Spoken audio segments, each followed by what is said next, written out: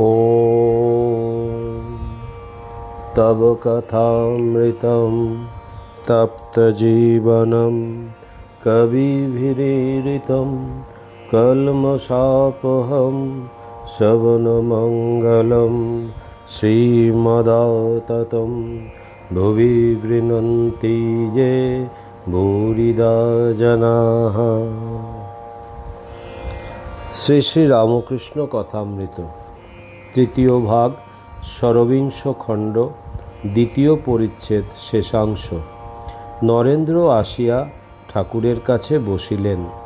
ঠাকুরকে শুনাইয়া নরেন্দ্র মেয়েদের সম্বন্ধে যৎপরণাস্তি বিরক্তি ভাব প্রকাশ করিতেছেন। মেয়েদের সঙ্গ ঈশ্বর লাভের ভয়ানক বিঘ্ন বলিতেছেন। শ্রীরামকৃষ্ণ কোনো কথা কহিতেছেন না, সকলে শুনিতেছেন। নরেন্দ্র আবার বলিতেছেন, আমি চাই শান্তি, আমি ঈশ্বর পর্যন্ত চাই না। শ্রীরামকৃষ্ণ নরেন্দ্রকে এক দৃষ্টে দেখিতেছেন, মুখে কোনো কথা নাই। নরেন্দ্র মাঝে মাঝে সুর করিয়া বলিতেছেন, সত্যম জ্ঞানম অনন্তম। রাত্রি 8টা। ঠাকুর শয্যাতে বসিয়া আছেন। দু একটি ভক্তও সম্মুখে বসিয়া। সুরেন্দ্র অফিসের কার্য সারিয়া ঠাকুরকে দেখিতে আসিয়াছেন। হস্তে 4টি কমলা লেবু ও 2 ছড়া ফুলের মালা। সুরেন্দ্র ভক্তদের দিকে এক একবার ও ঠাকুরের দিকে এক একবার তাকাইতেছেন, আর হৃদয়ের কথা সমস্ত বলিতেছেন। সুরেন্দ্র মণি প্রভৃতির দিকে তাকাইয়া, অফিসের কাজ সব সেরে এলাম, ভাবলাম 2 নৌকায় পা দিয়ে কি হবে, কাজ সেরে আসাই ভালো। আজ পয়লা বৈশাখ, আবার মঙ্গলবার, কালীঘাটে যাওয়া হলো না। ভাবলাম যিনি কালী ঠিক চিনেছেন তাকে দর্শন করলেই হবে। ঠাকুর শ্রীরামকৃষ্ণ ঈষৎ হাস্য করিতেছেন। সুরেন্দ্র, গুরু দর্শনে সাধু দর্শনে শুনেছি ফুল ফল নিয়ে আসতে হয়, তাই এগুলি আনলাম। আপনার জন্য টাকা খরচ, তা ভগবান মন দেখেন। কেউ 1টি পয়সা দিতে কাতর, আবার কেউ না 1000 টাকা খরচ করতে কিছুই বোধ করে না। ভগবান মনের ভক্তি দেখেন, তবে গ্রহণ করেন। ঠাকুর মাথা নাড়িয়া সংকেত করিয়া বলিতেছেন, তুমি ঠিক বলেছ। সুরেন্দ্র আবার বলিতেছেন, কাল আসতে পারি নাই, সংক্রান্তি, আপনার ছবিকে ফুল দিয়ে সাজালুম। শ্রীরামকৃষ্ণ মণিকে সংকেত করিয়া বলিতেছেন, আহা কি ভক্তি। সুরেন্দ্র, আসছিলাম এই 2 গাছা মালা আনলাম, 4 আনা দাম। ভক্তেরা প্রায় সকলেই চলিয়া গেলেন। ঠাকুর মণিকে পায়ে হাত বুলাইয়া দিতে বলিতেছেন ও হাওয়া করিতে বলিতেছেন। পরিশিষ্ট বরানগর মঠ, প্রথম পরিচ্ছেদ। ঠাকুর শ্রীরামকৃষ্ণের প্রথম মঠ, নরেন্দ্রাদি ভক্তের বৈরাগ্য ও সাধন। বরানগরের মঠ। ঠাকুর শ্রীরামকৃষ্ণের অদর্শনের পর নরেন্দ্রাদি ভক্তেরা একত্র হইয়াছেন। সুরেন্দ্রের সাধু ইচ্ছায় বরাহনগরে তাহাদের থাকিবার একটি বাসস্থান হইয়াছে।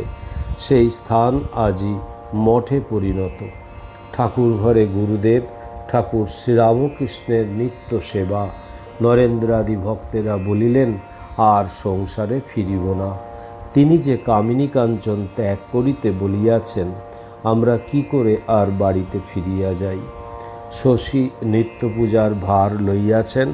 নরেন্দ্র ভাইদের তত্ত্বাবধান করিতেছেন। ভাইরাও তাহার মুখ চাহিয়া থাকেন। নরেন্দ্র বলিলেন, সাধন করিতে হইবে, তাহা না হইলে ভগবানকে পাওয়া যাইবে না। তিনি নিজে ও ভাইরাও নানাবিধ সাধন আরম্ভ করিলেন। বেদ পুরাণ ও তন্ত্রমতে মনের খেদ মিটাইবার জন্য অনেক প্রকার সাধনে প্রবৃত্ত হইলেন।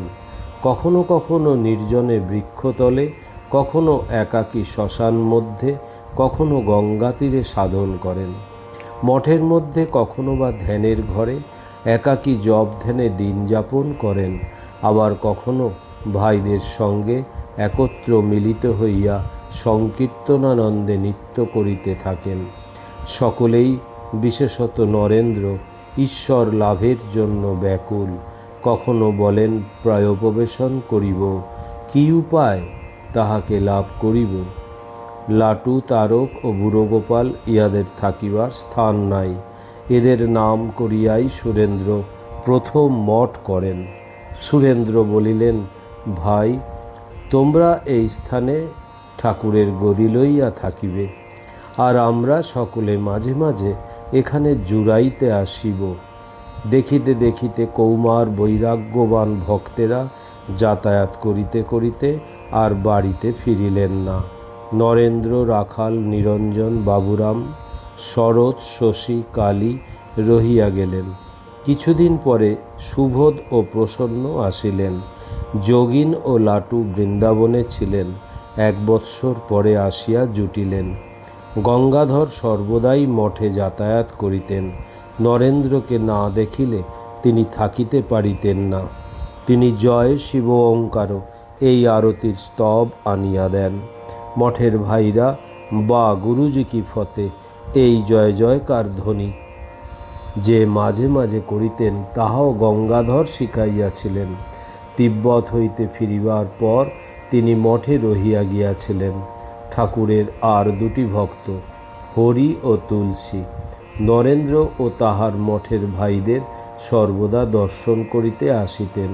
কিছুদিন পরে অবশেষে তাহারা মঠে থাকিয়া যান। আজ শুক্রবার 25শে মার্চ 1887 খ্রিস্টাব্দ। মাস্টার মঠের ভাইদের দর্শন করিতে আসিয়াছেন। দেবেন্দ্রও আসিয়াছেন।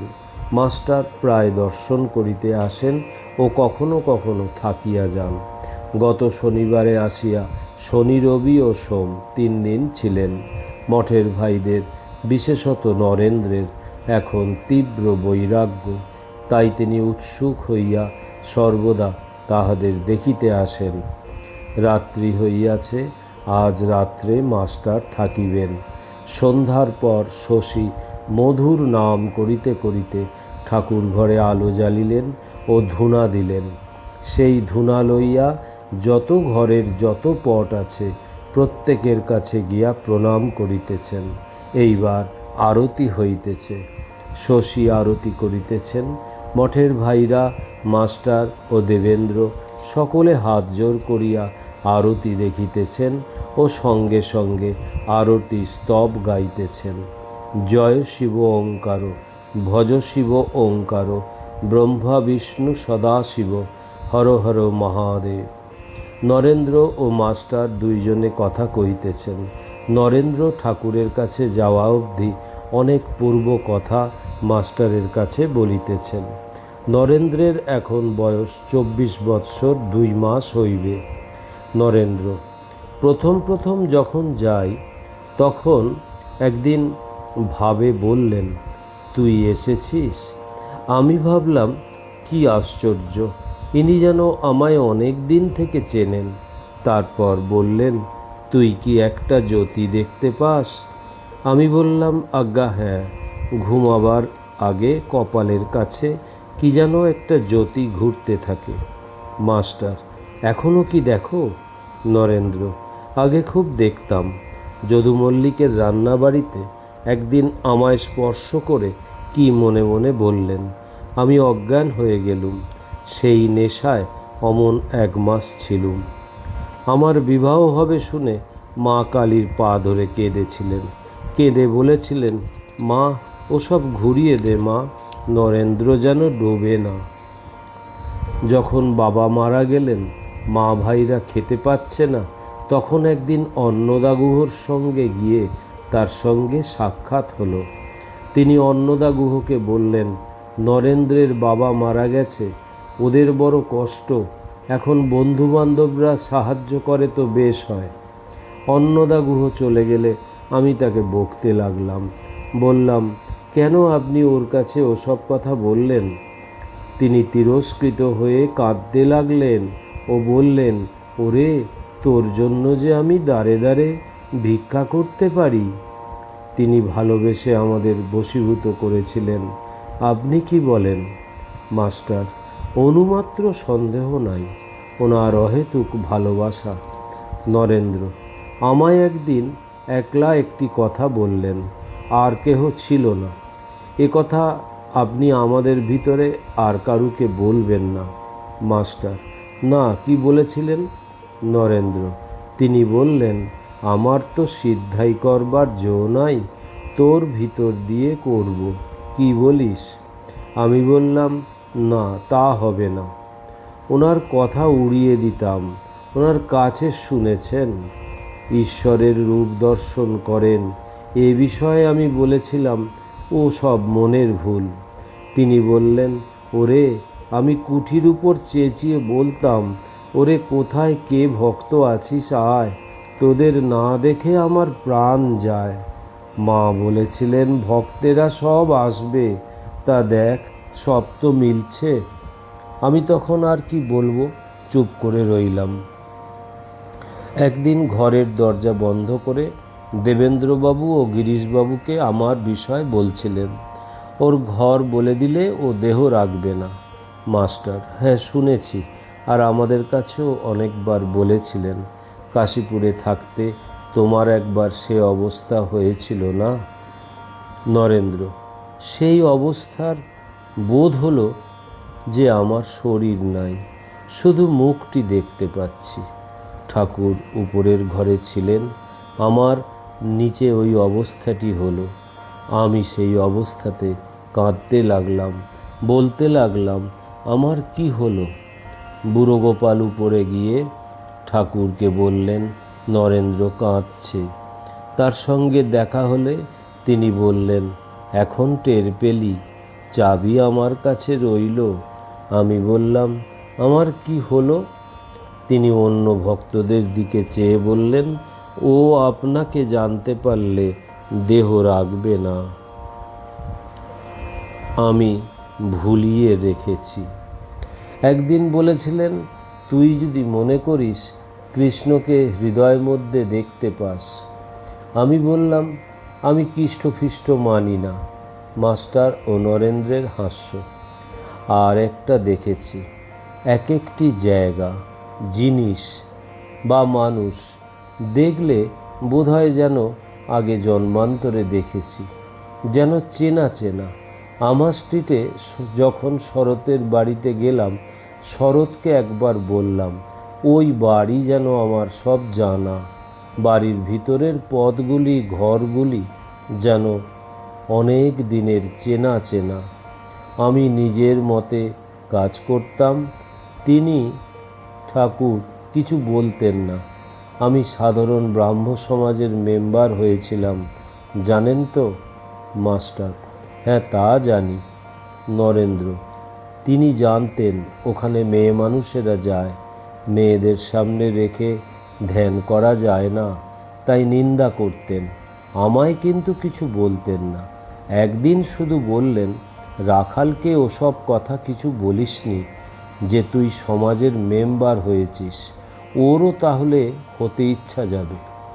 মাস্টার, তোমার বেশি মনের জোর, তাই তোমায় বারণ করেন নাই। নরেন্দ্র, অনেক দুঃখ কষ্ট পেয়ে তবে এই অবস্থা হয়েছে। মাস্টার মশাই, আপনি দুঃখ কষ্ট পান নাই, তাই মানি দুঃখ কষ্ট না পেলে রেজিস্ট্রেশন ঈশ্বরের সমস্ত সমর্পণ হয় না। Absolute dependence on god.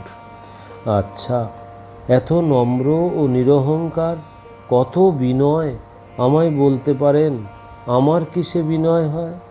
Master, তিনি বলেছেন তোমার অহংকার সম্বন্ধে। এ অহংকার। নরেন্দ্র, এর মানে কি? মাস্টার, অর্থাৎ রাধিকাকে একজন সখী বলেছেন, তোর অহংকার হয়েছে, তাই কৃষ্ণকে অপমান করলি। আর এক সখী তার উত্তর দিচ্ছিল, হ্যাঁ, অহংকার শ্রীমতীর হয়েছিল বটে, কিন্তু এ অহংকার, অর্থাৎ কৃষ্ণ আমার প্রতি এই অহংকার, কৃষ্ণই এ অহং রেখে দিয়েছেন। ঠাকুরের কথার মানে এই, ঈশ্বরই এই অহংকার তোমার ভিতরে রেখে দিয়েছেন, অনেক কাজ করিয়ে নেবেন এই জন্য। ওম নিরঞ্জনম নিত্যম অনন্তরূপম ভক্তানুকম্পাধীত বিগ্রহং বৈ ঈশাবতারম পরমেশমিড্ডম তং রামকৃষ্ণং শিরসা নমামহম। শ্রীরামকৃষ্ণ অর্পণমস্তু।